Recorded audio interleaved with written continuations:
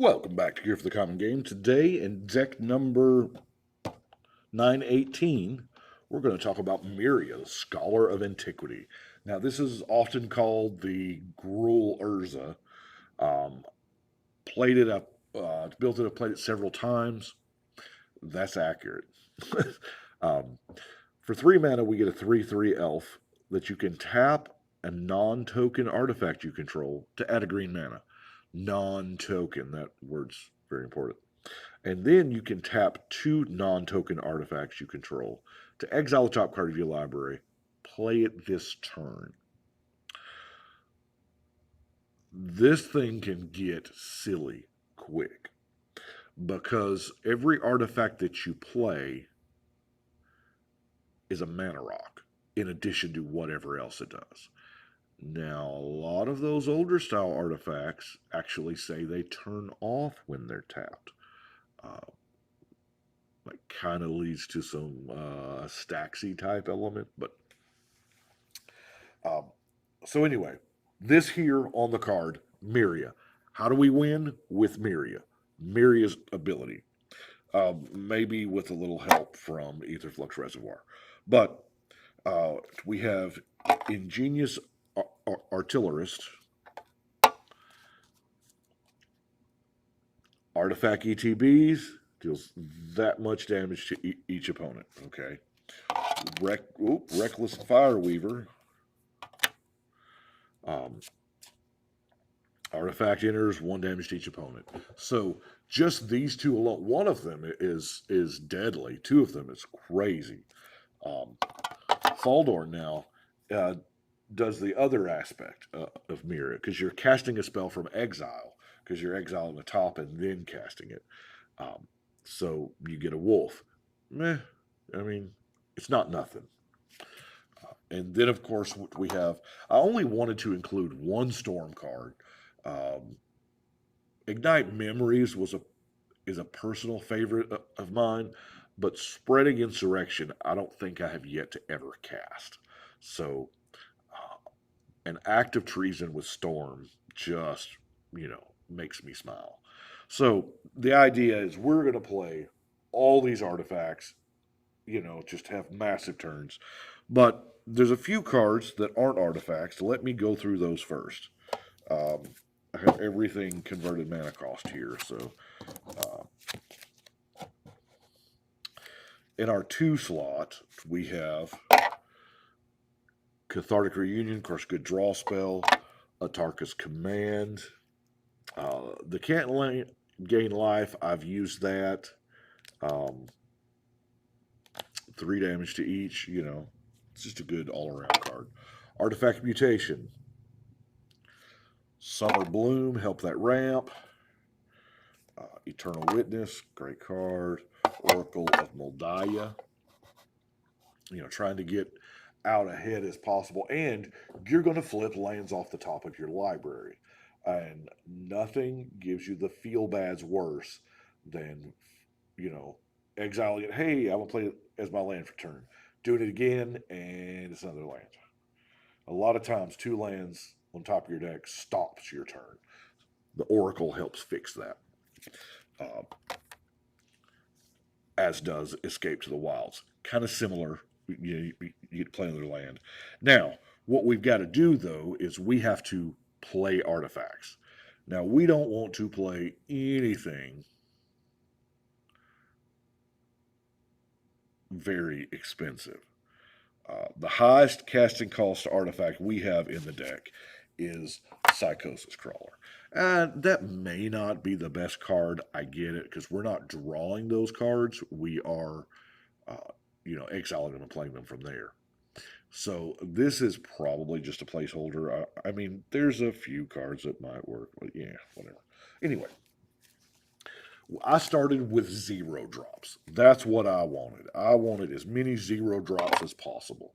Because, Zuran Orb, great card. Gets even better when it's a mana rock.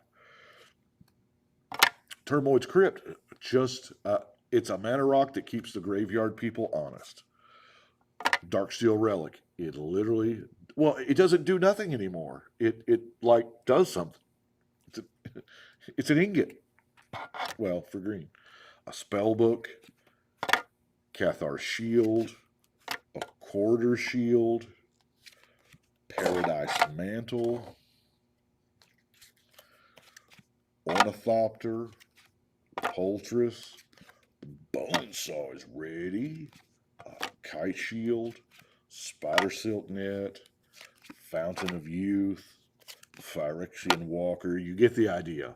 Because the idea is to, to play the artifact, tap 2, exile the top, play that artifact, tap it, exile, and you just keep casting spells so that Reservoir gets huge, your Storm count gets huge, whatever gets huge. But then, at the end of the zeros, I was like, you know what? X works. As long as it's not a creature that requires, power toughness, because it'll just die. But the Briber's Purse, Chimeric Mass, Astral Cornucopia, just to, because you throw them out for 0. Don't care. It's all, for 0, it's already going to tap for 1 green. Our 1-drops. Yes, there's definitely a Soul Ring in there. The Soul Ring, Voltaic Key, Manifold Key. The Hourglass Pendant, that no extra turn thing has mattered, Universal Solvent, normally no good until late game when you've got the 7 mana to work with. But now, it's a mana rock that whole time. Felden's Cane, it actually kept me from decking out once. Grafdigger's Cage. And then what's in there. There's our 1-drop Meekstone. Because we don't have a whole lot of creatures. So, why not keeping all big creatures tapped? That's a good thing. And if we do, like if our Crawler gets up there, or whatever those, for some reason, we can tap it for mana at the end of the turn before us and, untap all of our creatures. So let's go to our 2-drops. Since we're on that theme anyway with Meekstone, our first 2-drop is going to be Winter Orb. Now, there's a certain arch enemy thing that happens when you play Winter Orb, because nobody likes it. Untap more than 1 land. This is one of those old artifacts that does turn off when it's tapped. So, at the end of the previous turn, you can tap it for a green, untap all your stuff. You're going to do that about once before it becomes 3-on-1. Or in a lot of the games that I play, 6-on-1. Phyrexian Revoker. This has actually helped too. Ichor Wellspring, 2 mana. ETB draws a card, taps for mana. That's not bad. Bloodthirsty Blade, because it's funny. Mind Crank. Opponent loses life, they mill that many. Hero's Heirloom. Prophetic Prism is great because it does draw you a card when it enters. I love those. Fire Diamond. Swiftfoot Boots to protect our commander, of course. Howling Mine. And a Liquid Metal Torque. Now we're going to go to the 3-drops. Yes, the Static Orb is totally in there. Kind of what I'm saying, there's a slight Staxy vibe. But there again, if you are having trouble getting started, if you're slow rolling out, the orbs and stones and stuff can help you slow the game down to your speed while you catch back up. But it does come with a cost. Of course, the Foundry Inspector to make some artifacts cheaper. We would like them all to be free, but, doesn't always work out that way. Shimmer Mirror to give them flash. Whisper Silk, got to protect our commander because that's what the whole thing is about. Trinisphere, another one, we're going to tap it. Trinisphere may not be the best card in the deck because while it is untapped, it works. And so your first instinct is, well, I'll just tap it. Well, then it stays tapped the entire revolution of the table. So Trinisphere, probably not the best card in the deck because we want our stuff to be cheap. And, I've got it in there because Well, quite frankly, it was the fourth horseman of the four mean artifacts. Um, Hammer of Pupharos. Having haste. It's kind of a big deal. Scepter of Celebration. And then we're going to go to 4-drops. Yep. You know it. Vidalcan Ore is probably the MVP because if you can get this off, then it doesn't. I mean, you get stopped by the lands sometimes on top of your library, but you can respond pretty quick. We got Jor's Familiar making artifacts cheaper in the 4 spot. Scare Tiller. You know, it's a mana dork because normally whenever this becomes tapped, you got to choose one and you're like, okay, how do I get it tapped? Well, we just tap it for mana.